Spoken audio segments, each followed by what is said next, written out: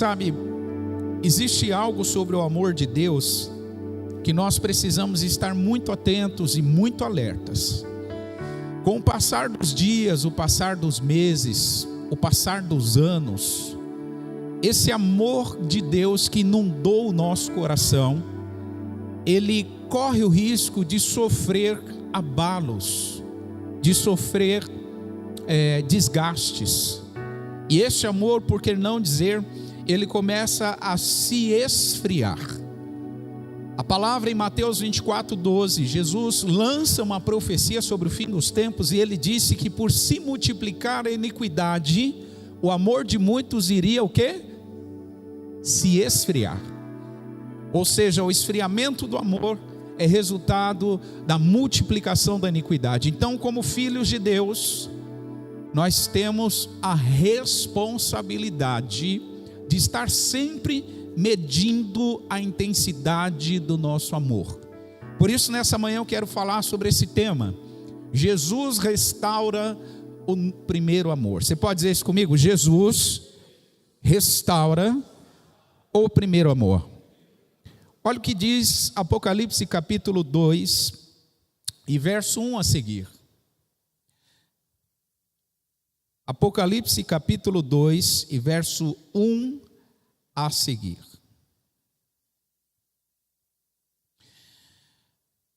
Escreve ao anjo da igreja que está em Éfeso: isto diz aquele que tem na sua destra as 7 estrelas, que anda no meio dos 7 castiçais de ouro.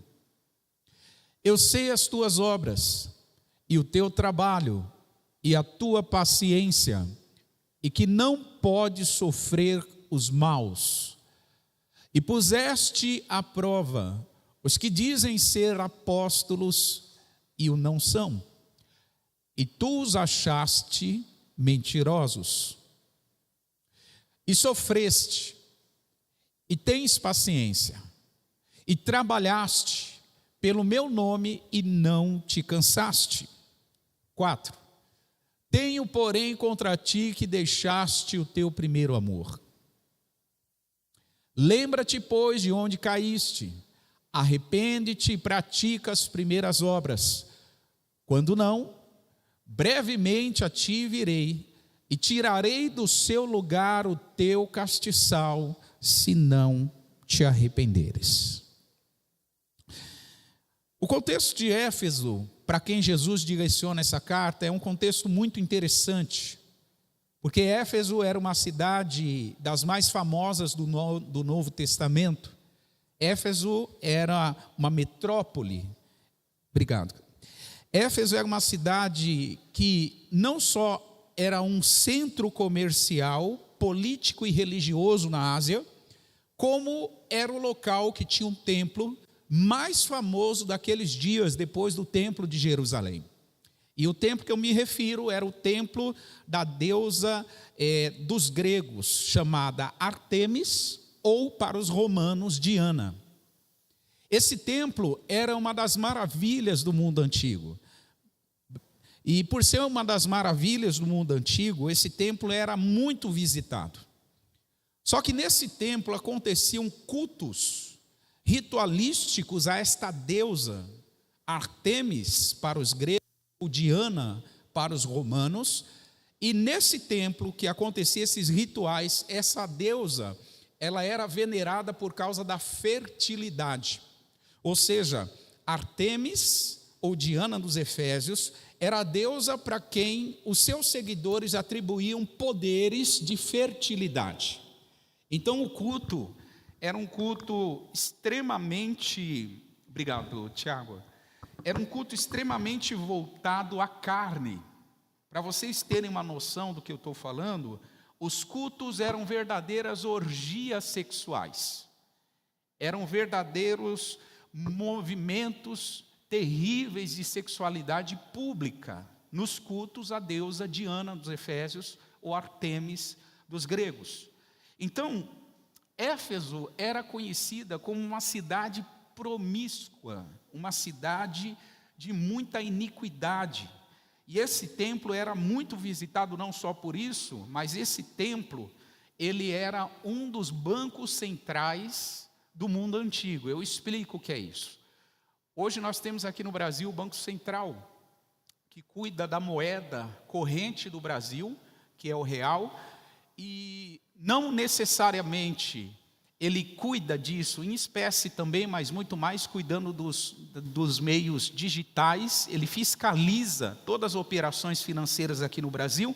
E no mundo antigo você tinha bancos centrais nas principais cidades do mundo antigo. Então Éfeso, o templo da deusa Diana não era só um templo religioso, era um centro financeiro.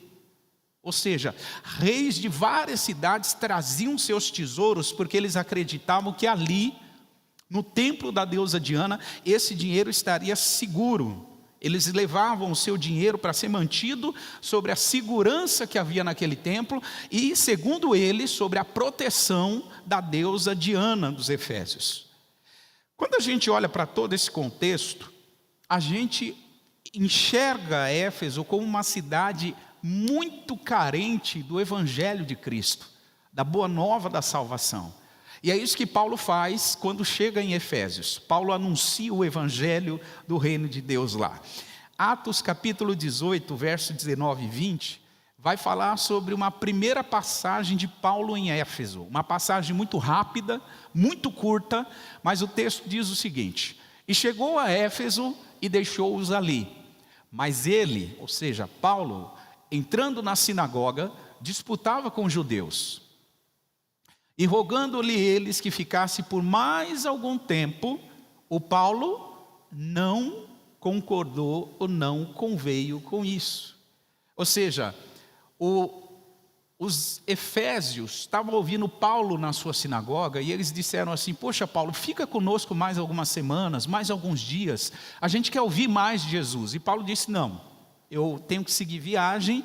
Então foi uma passagem muito curta, a primeira passagem de Paulo na sua segunda viagem missionária ali em Éfeso. Tempos depois, em Éfeso, chega um alexandrino de Alexandria chamado Apolo, um pregador eloquente, poderoso nas Escrituras, um homem instruído no caminho do Senhor, um homem fervoroso, segundo a Bíblia, lá no versículo 24 e 25 de Atos 18, vai falar sobre isso. Ele era diligente acerca das coisas de Deus. Em Éfeso também não ministrou só Paulo, não ministrou só Apolo, mas ministrou também Timóteo, que segundo a história foi o pastor dessa igreja depois que Paulo deu sequência nas suas viagens missionárias. O Timóteo, discípulo de Paulo, trabalhou em Éfeso muitos anos. E segundo a tradição cristã, uma tradição forte e consistente, um outro que ministrou na igreja de Éfeso foi o apóstolo João, para quem Jesus escreve e revela o Apocalipse. Então percebam, irmãos, faz a conta aqui comigo.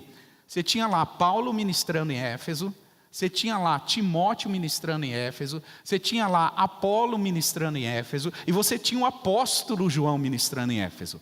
Essa igreja tinha tudo para ser forte, sim ou não? Essa igreja tinha tudo para ser uma igreja poderosa, sim ou não? E de fato era. E de fato era. Só que essa igreja, ela lutava contra essa influência pagã do templo da deusa Diana. Essa igreja lutava fervorosamente contra essa influência maligna contra a sua sociedade. Então, mais ou menos 30 anos depois que Paulo ministrou o evangelho lá em Éfeso, Jesus traz a revelação do Apocalipse para o apóstolo João. Eu estou falando de 30 anos para frente depois, aproximadamente 30 anos. E aí a gente percebe que Jesus traz aqui algumas informações muito importantes para essa igreja. Então, em outras palavras, Jesus está alertando a Éfeso sobre a importância da realidade da restauração. Éfeso precisava viver a realidade de uma restauração. E aí o Senhor Jesus traz para o apóstolo João algumas constatações. E é sobre essas constatações que eu quero mostrar aqui para você, para a gente medir, para a gente olhando para Éfeso, se autoavaliar e dizer, como é que está o meu primeiro amor? Então perceba, Jesus vai apresentar uma série de evidências, mostrando que essa igreja precisava de restauração. E essa série de evidências serve para a gente, para nós avaliarmos como está o nosso primeiro amor. Primeira realidade. Essa igreja tinha um histórico de trabalho, de perseverança e de intolerância com os falsos. Era uma igreja trabalhadora, era uma igreja perseverante e era uma igreja que era intolerante com os falsos. Falsos o quê, pastor? Falsos ministros do Evangelho. Olha o que diz o versículo 2 de Apocalipse 2.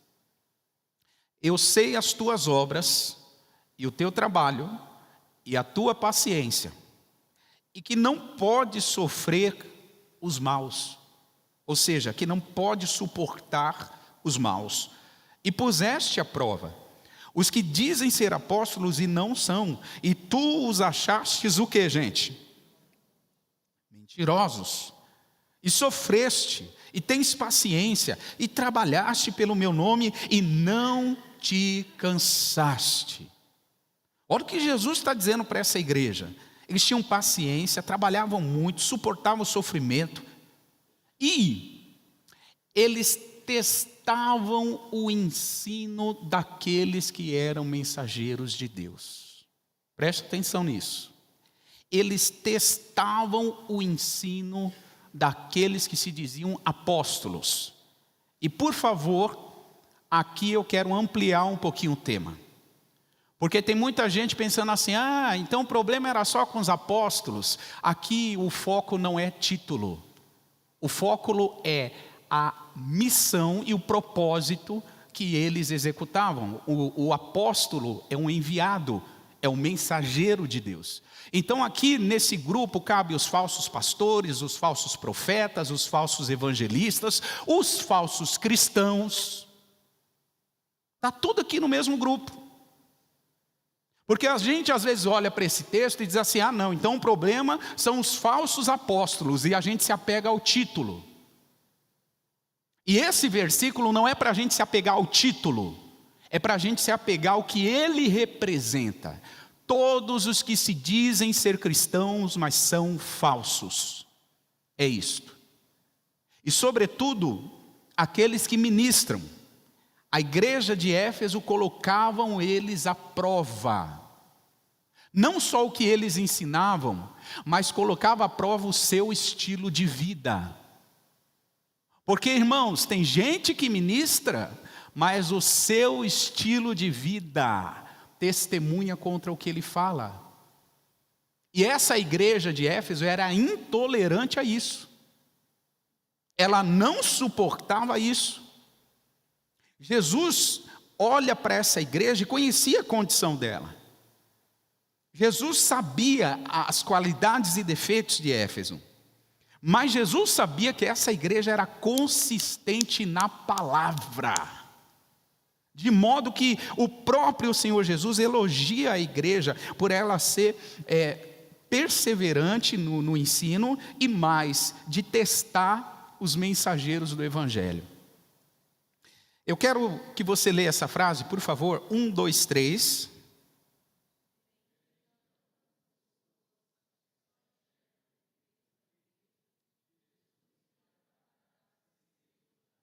Quantos aqui acreditam que Jesus é o dono da igreja? Quem é dono tem autoridade para criticar e elogiar. E Jesus, sendo o dono da igreja de Éfeso, sabe o que ele faz? Ele mais elogia a igreja de Éfeso do que a critica. E hoje é engraçado, irmãos. Tem um grupinho de pessoas que se acham os donos da igreja, que só acham falhas nela. Que sem temor algum, sem reverência alguma, saem falando mal da igreja. A igreja é isso, a igreja é aquilo, a igreja é aquilo outro. Presta atenção. Aquele que tem autoridade de criticar, elogiou. Ele não viu só problemas na igreja, ele viu qualidades. Ele elogia a igreja. Quem somos nós na fila do pão para criticar? Quem somos nós na fila do pão para dizer o que é certo e errado? Quem constituiu você ou eu como juiz de alguma coisa? Quem?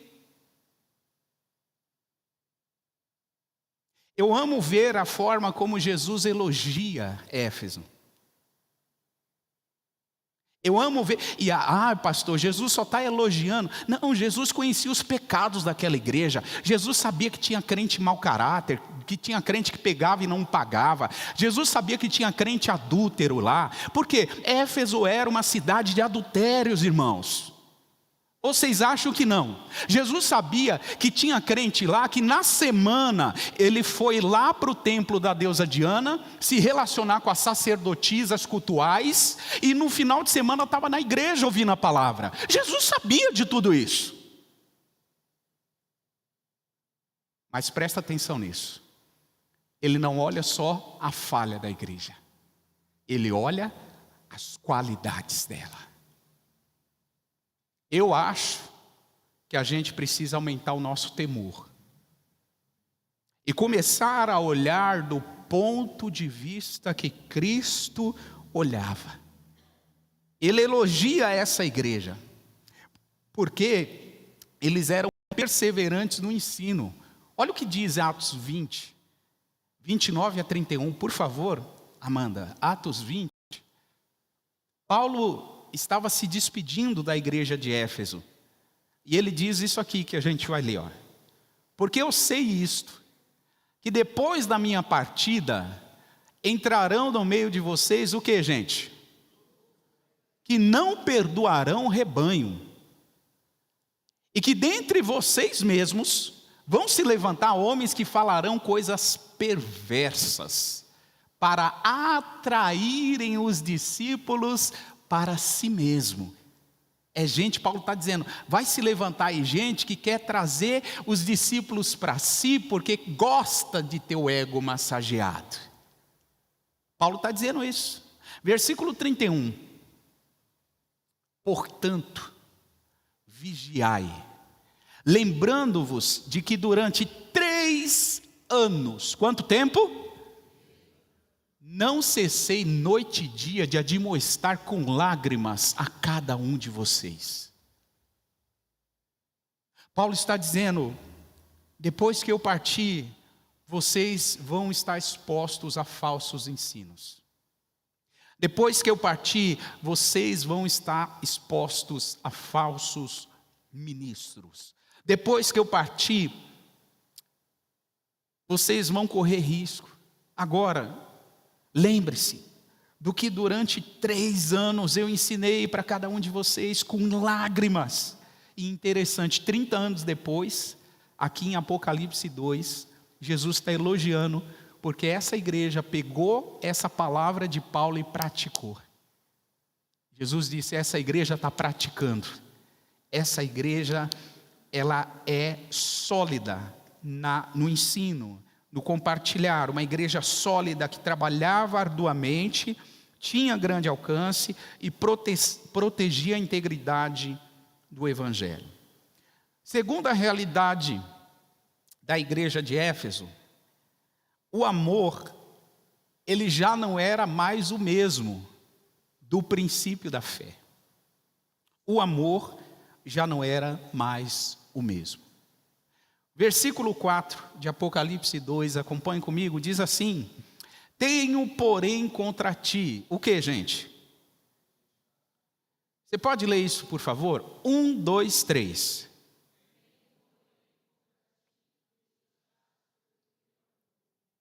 Percebam, havia algo de muito errado nessa igreja. E Jesus vai descrever o que é. Eles deixaram o primeiro amor. E aqui eu quero criar uma diferenciação.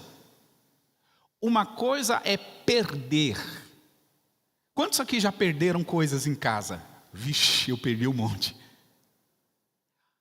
Você não se programa para perder algo, sim ou não? Ninguém chega em casa e diz assim, ó, eu vou guardar R$500 aqui e eu vou me programar para perder esse dinheiro. Ninguém se programa. Eu vou me programar para perder o controle da TV. Eu vou me programar para perder o meu celular. Não, ninguém se programa para perder as coisas. Perdeu, perdeu. Perdeu, perdeu. É um ato involuntário. Só que Jesus está dizendo aqui, não foi que essa igreja perdeu o primeiro amor. Jesus está dizendo que ela deixou. Se perder é um ato involuntário, deixar é um ato voluntário da nossa própria decisão. Você deixou a sua casa para vir ao culto aqui nessa manhã, sim ou não? Você vai deixar a sua casa amanhã cedo para ir na direção do seu trabalho, sim ou não? Deixar é diferente de perder. Jesus disse que esta igreja deixou o primeiro amor, escolheu não vibrar mais com o primeiro amor.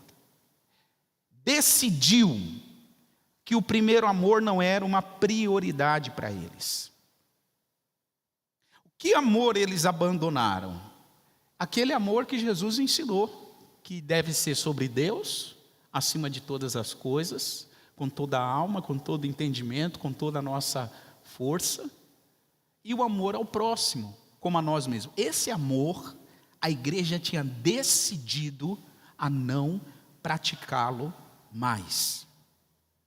Eles abandonaram o seu amor por Deus. Eles decidiram isso. E sabe, no Antigo Testamento, a gente vai encontrar Israel decidindo abandonar o primeiro amor.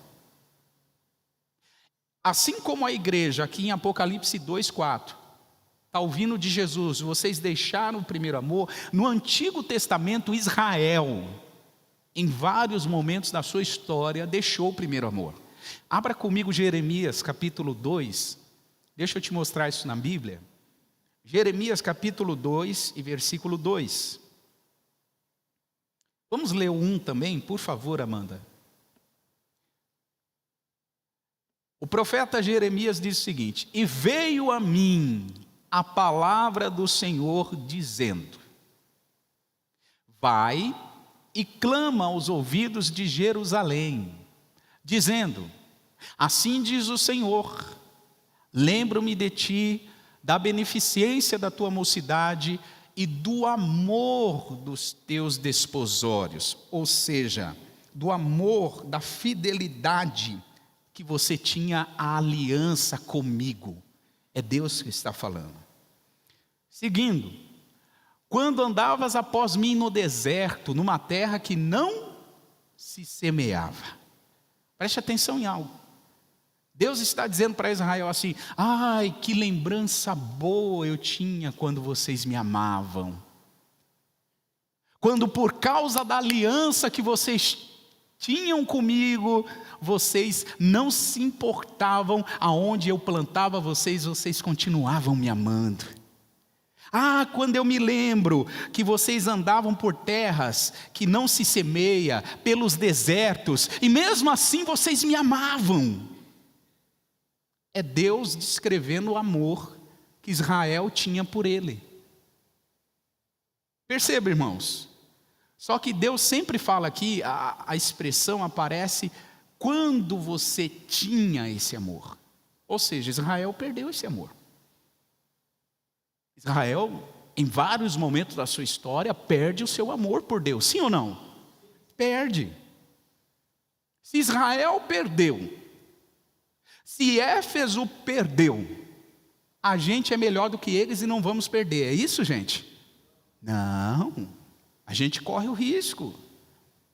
A gente é assediado todos os dias a perder o primeiro amor. Quais são 2 riscos que a gente corre de perder o primeiro amor? Primeiro risco é substituir o amor a Deus pelo trabalho. Quando a gente substitui o amor a Deus pelo trabalho.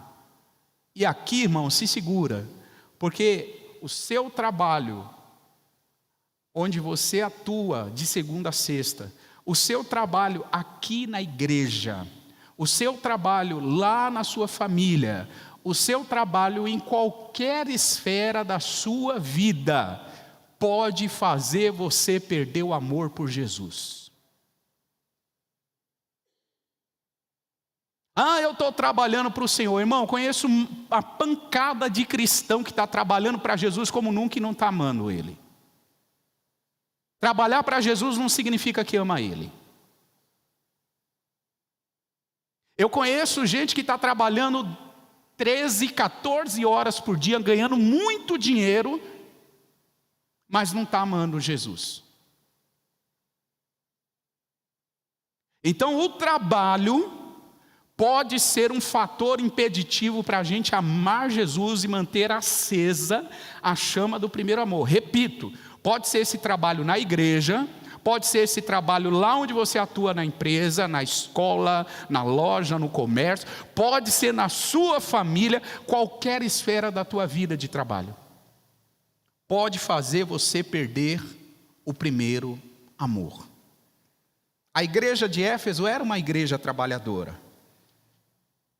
Só que quando colocamos o que fazemos para Jesus acima do que nós somos para Ele, isso é um indicativo de que nós estamos esfriando o nosso primeiro amor. Se o que eu faço para Jesus é mais importante do que eu sou para Ele, do que Ele é para mim, isso pode esfriar. Isso pode ser um impeditivo, isso pode distanciar o meu primeiro amor. Deixa eu trazer aqui à sua memória um texto bíblico. Lucas capítulo 2, 45 e 46. Jesus sobe a Jerusalém com 12 anos de idade, junto com a sua família, e era uma das festas dos judeus. Termina a festa, a família de Jesus vai embora. Quem se lembra desse texto bíblico? Todo mundo vai embora, lembra? Eles voltam para Nazaré, e Jesus fica onde?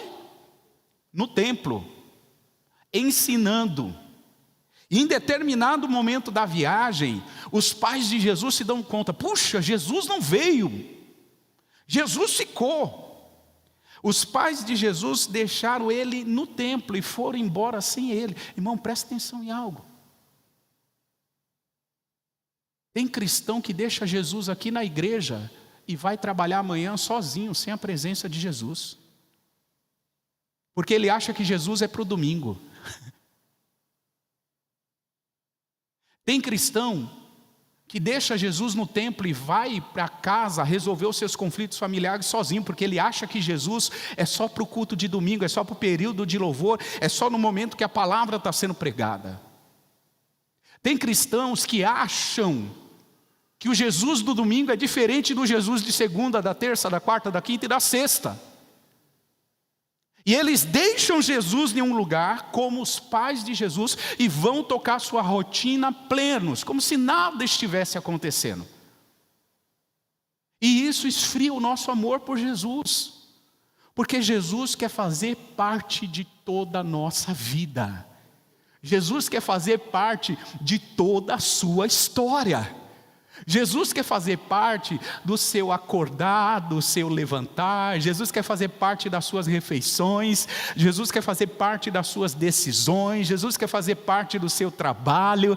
Jesus quer fazer parte da sua história de estudo. Jesus quer fazer parte da sua história acadêmica. Jesus quer fazer parte de tudo.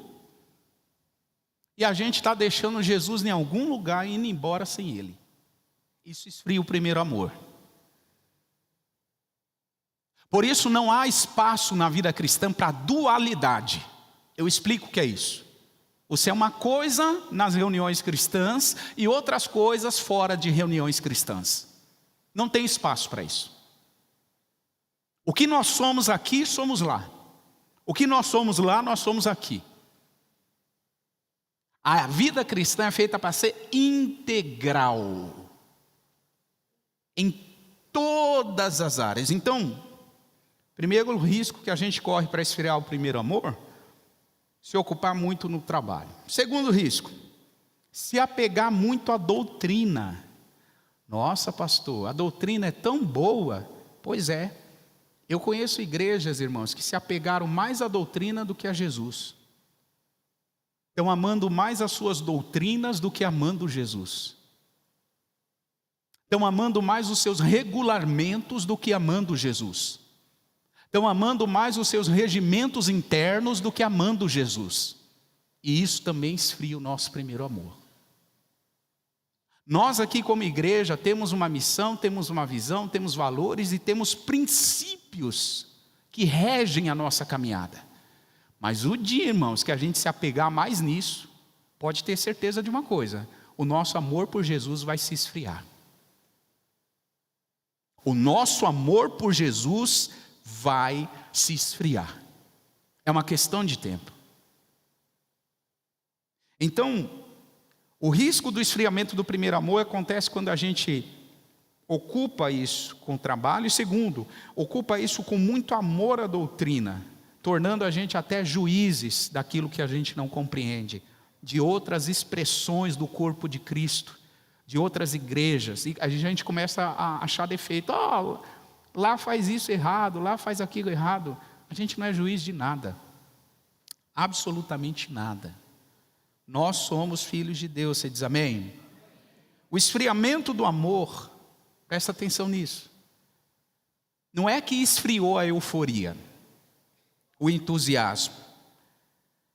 O esfriamento do amor é um indicativo, é um diagnóstico que o nosso amor por Jesus não amadureceu. Diga isso comigo: o meu amor por Jesus precisa amadurecer. Quantos aqui são casados?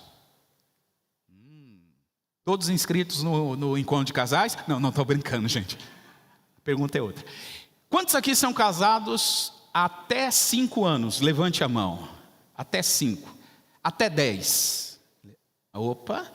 Até 20 anos. Até 30 anos. Quem já é casado há 50 aqui? Ainda não, né? Por enquanto não. Agora, presta atenção em algo. Eu sou casado há 22 anos. A Nádia está aqui embaixo ministrando as nossas crianças. E eu amo a Nádia hoje muito mais do que eu amei quando eu conheci ela. Muito mais. Só que presta atenção em algo. O meu amor por ela não é eufórico como foi no começo. Sabe aquele amor afobado? Ai, eu quero estar junto. Ai, eu não vejo a hora. Ai, não. Porque o meu amor por ela amadureceu. Eu amo ela mais do que eu amava quando eu a conheci. Quando a gente começou a se relacionar. Mas eu reconheço que o meu amor agora não é um amor eufórico. É um amor amadurecido, aperfeiçoado. Presta atenção nisso. Quando Jesus fala que a igreja perdeu o primeiro amor, ele não está dizendo para a igreja: ei, vocês perderam a euforia. Ei, vocês pararam de gritar. Ei, vocês pararam de falar em língua estranha. Não é isso que Jesus está dizendo, não. Jesus está dizendo assim: ei, vocês não aperfeiçoaram o seu amor por mim. Vocês não amadureceram o seu amor por mim. Perder o primeiro amor é deixar o primeiro amor é uma atitude de intencionalmente não receber e impedir esse processo de amadurecimento do amor que nós temos por Jesus. E é isso que Jesus está dizendo a essa igreja. Assim como um casamento precisa ter... Não é essa não. Tá bom. Ela está dando uma informação aqui que eu não pedi. Fica quietinha aí, vai. Não sei se eu entendi direito. Entendeu sim. Ela disse: eu não sei se eu entendi direito. Entendeu sim. Eu mandei ela ficar quieta. Inteligência artificial é uma bênção. Eu mandei ela ficar quieta, eu não sei se eu entendi direito. Entendeu? Sim, sei que não quer ficar. Mas vamos voltar aqui, vai. O que faz uma pessoa mudar o amor que ela sente por Jesus? O que faz, gente? 3 coisas, para a gente ser bem breve. Por favor, Amanda. 3 coisas faz a gente mudar o amor que a gente sentia por Jesus. Número 1, as más influências. Em segundo lugar, o amor ao mundo. Em terceiro lugar, a pouca profundidade do nosso amor por Jesus. Ou seja, a falta de aperfeiçoamento do nosso amor por Ele. Eu não vou ler muitos textos bíblicos, mas eu quero citar alguns aqui para você lembrar. 1 Reis 11:4, falando de más influências. 1 Reis 11:4. Quantos aqui acreditam que Salomão, por ser filho de Davi, recebeu um legado maravilhoso? Quantos aqui acreditam nisso? Quantos aqui acreditam que Salomão foi dotado por Deus com uma sabedoria sobrenatural para governar? Quantos aqui acreditam? Quantos aqui acreditam que Salomão tinha de tudo para dar muito certo no seu governo, no seu reinado em Israel? Quantos aqui acreditam? Só que não é isso que a Bíblia diz que aconteceu. Olha o que diz o versículo 4 de 1 Reis 11. Porque sucedeu que no tempo da velhice de Salomão, ou seja, na época que ele estava mais maduro, ou era para ser, mais maduro, as suas mulheres lhe perverteram o coração, para seguir outros deuses. E o seu coração não era perfeito para com quem, gente? Seu Deus, como o coração de Davi, seu pai, era. Em outras palavras, esse texto está dizendo o seguinte: as mulheres de Salomão influenciaram de forma negativa ele. Detalhe, viu, irmãos? Era o homem mais sábio, depois de Jesus, que viveu na terra. Mais rico, com um legado extraordinário, uma herança extraordinária de fé do seu pai Davi. Mas as influências que ele recebeu... A Nádia, recentemente pregando aqui, leu o texto de 1 Coríntios 15:33. As más influências corrompem os bons costumes. Então, a gente precisa entender, irmãos, que se o meu amor por Jesus está esfriando, é porque eu estou recebendo a influência errada. Número 1, eu estou recebendo a influência errada. Eu preciso avaliar rapidamente a influência que eu estou recebendo, cortar essa influência e me reconectar à influência correta. Em segundo lugar, se o meu amor por Jesus está esfriando, é porque eu estou amando mais o mundo do que Ele. 2 Timóteo capítulo 4 e verso 10. Olha o que o texto diz. Vamos ler? Vocês podem ler, por favor? 1, 2, 3.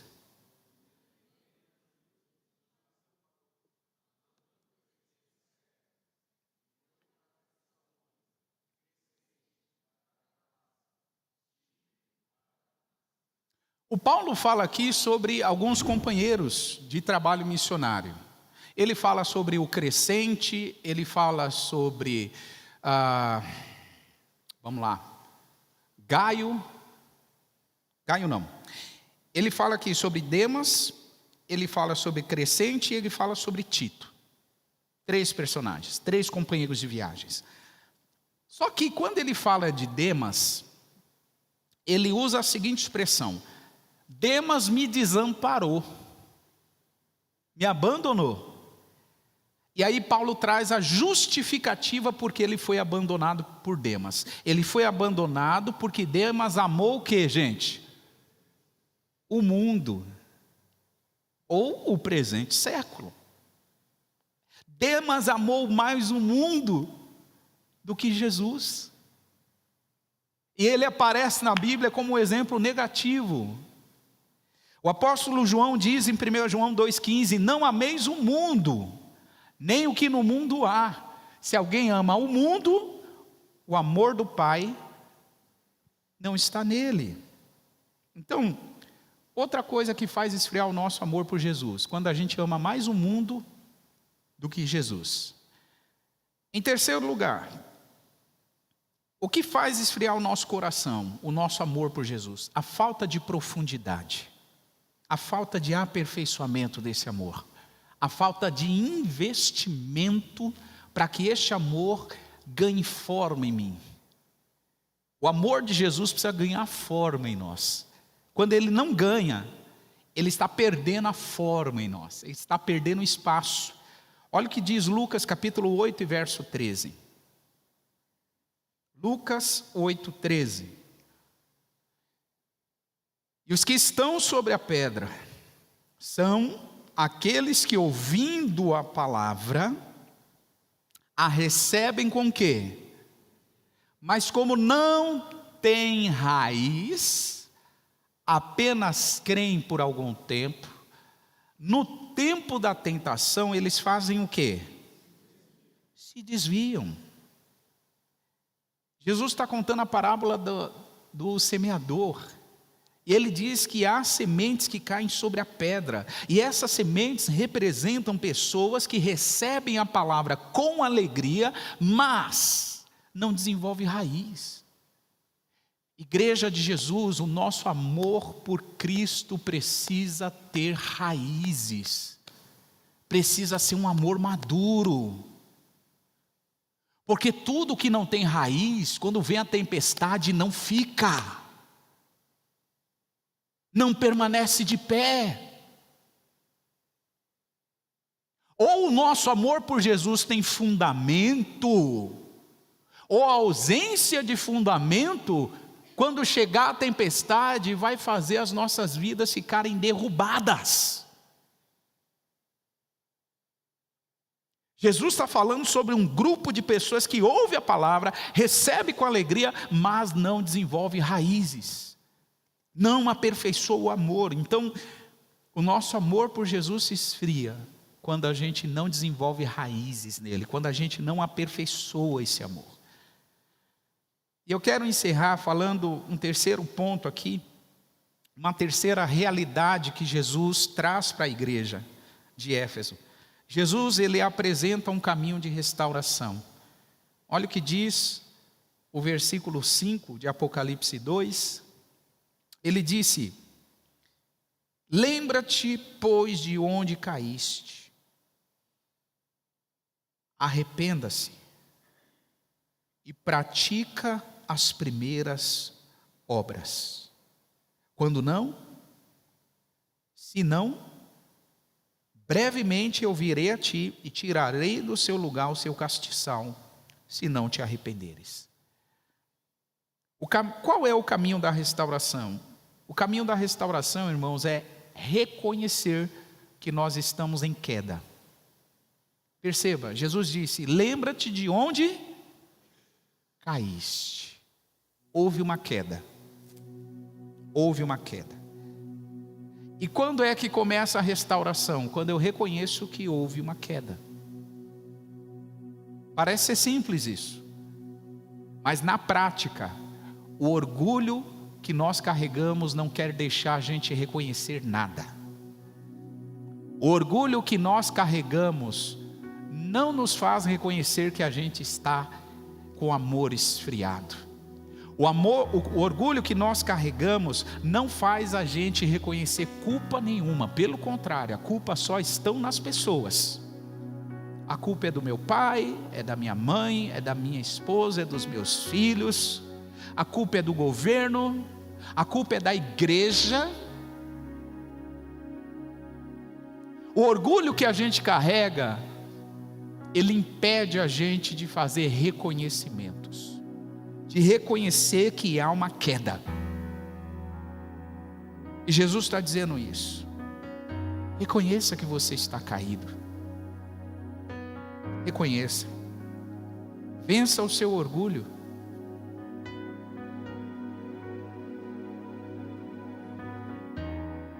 Alguns meses atrás eu estava num sepultamento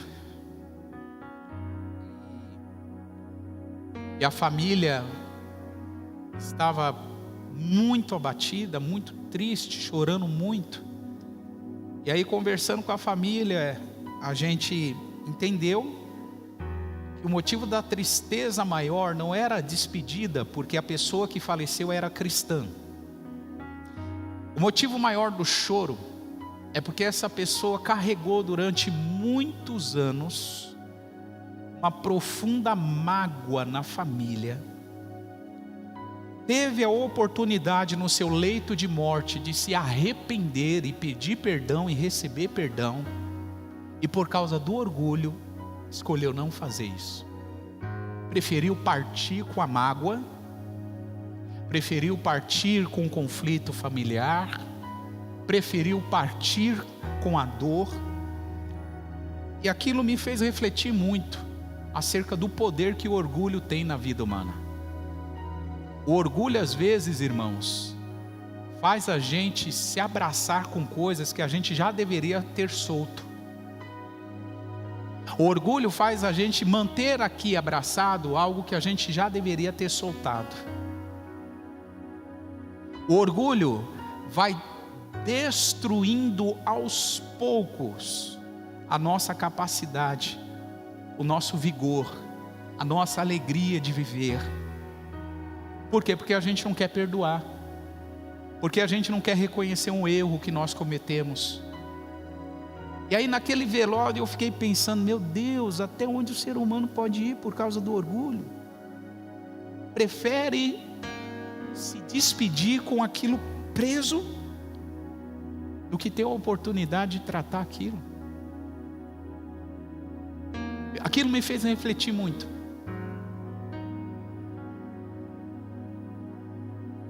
Eu não fiz julgamento sobre a pessoa, mas aquilo serviu de reflexão para mim. Eu pensei, o que o meu orgulho está me impedindo de viver? Você sabia que por causa do orgulho, muitos de nós não vivemos promessas que Deus tem para nós?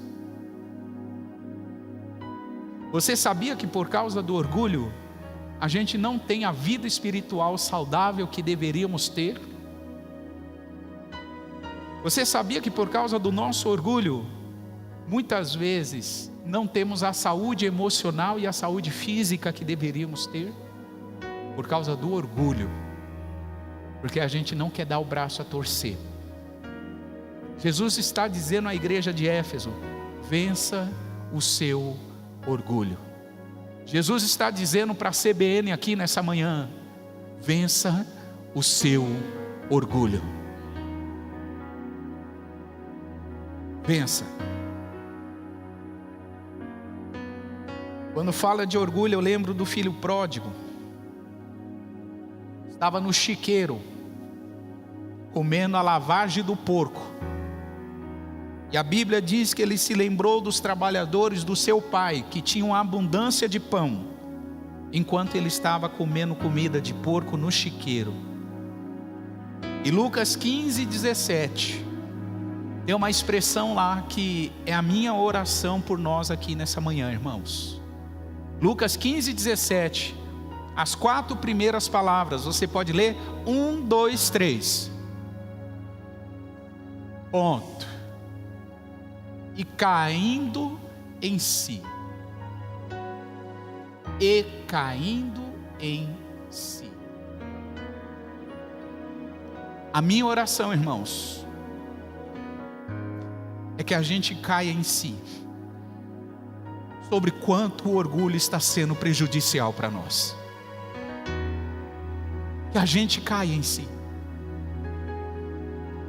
Que a gente reconheça que nós estamos com amor por Jesus esfriado. Que a gente está valorizando mais o trabalho.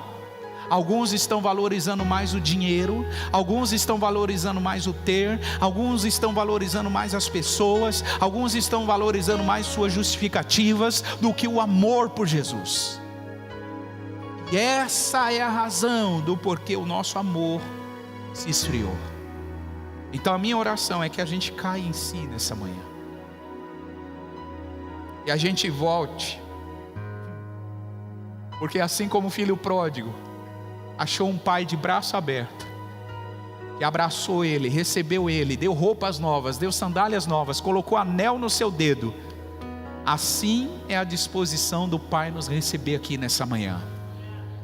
Restaurar completamente o nosso primeiro amor, a nossa vida, o nosso vigor espiritual. Quero te convidar a se colocar de pé.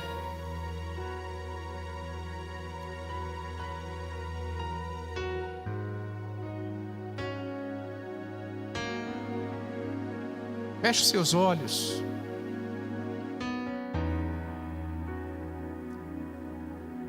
A palavra de Jesus para nós é: lembra-te de onde você caiu. Lembra de onde você caiu. Qual foi a queda?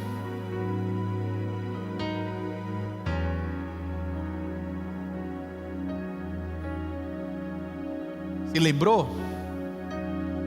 Aí vem uma segunda palavra de Jesus aqui para nós nessa manhã, no versículo 5: arrependa-se. Arrependa-se.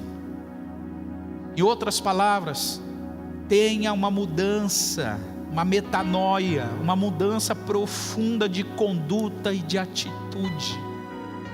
Se arrependa desse mal. A palavra arrependimento no grego é metanoia. Metanoia impõe uma mudança imediata antes que seja tarde demais. Ô irmão, até quando a gente vai ficar adiando coisas que a gente precisa fazer, nos achando senhores do tempo, nos achando senhores da história, nos achando que podemos adiar o que precisamos fazer hoje? Até quando?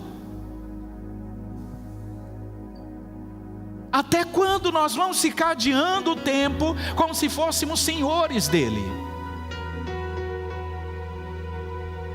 Se é hoje que você precisa liberar perdão, libere hoje. Se é hoje que você precisa reconhecer uma culpa, um erro, um prejuízo que você causou a alguém, reconheça hoje. Porque amanhã pode não existir para nós. O amanhã pode não existir para nós. Talvez o amanhã a gente abra os nossos olhos e veja que já estamos diante do nosso Senhor, vendo Ele como Ele de fato é. Pai, em nome de Jesus, nós nos rendemos à Sua presença nessa manhã. Jesus, está escrito que quando João recebeu a revelação do Apocalipse, ele caiu aos teus pés. Ele tremia de medo, até que o Senhor impôs as mãos sobre ele e disse: não temas, eu sou o primeiro e o último, eu sou aquele que é, que era e que há de vir. E diante da sua presença, Jesus, nós caímos aos teus pés, nos rendemos diante do Senhor e pedimos, Senhor Jesus, que todo o orgulho que há em nossas vidas, nós decidimos, assim como decidimos deixar o primeiro amor em algum momento, nós decidimos nessa manhã abandonar o orgulho, Senhor. Decidimos abandonar o orgulho nessa manhã. E nos arrependemos dos nossos erros, dos nossos pecados. Nos arrependemos da nossa teimosia. Nos arrependemos das ofensas, dos prejuízos que causamos. Nos arrependemos de amar o mundo. Nos arrependemos, Senhor, da pouca profundidade. Nos arrependemos por receber influências que não éramos para ter recebido. Nos arrependemos nessa manhã. Tem misericórdia de nós. Perdoa-nos, Senhor. E que a Tua presença aperfeiçoe o Teu amor, Que a tua presença, Jesus, aqueça novamente nossos corações. Que a tua presença amadureça o amor que nós temos pelo Senhor. Senhor Jesus, nós queremos ser uma igreja não só saudável biblicamente, nós queremos ser uma igreja não só que atua e trabalha muito para a comunidade, mas nós queremos, acima de todas as coisas, ser uma igreja que ama profundamente o Senhor, uma igreja que ama o Senhor, que ama a sua presença, que não abre mão da sua presença. Pai, que essa seja a marca desta igreja local, uma igreja que ama o Senhor e que ama a sua presença. Querido, se você pode erguer as mãos e agradecer ao Senhor pela presença dEle em nós, faça isso. Faça isso nessa manhã. Obrigado, Jesus, obrigado pela sua presença que restaura o amor que temos por Ti. Vamos adorá-lo, vamos adorá-lo. Aleluia.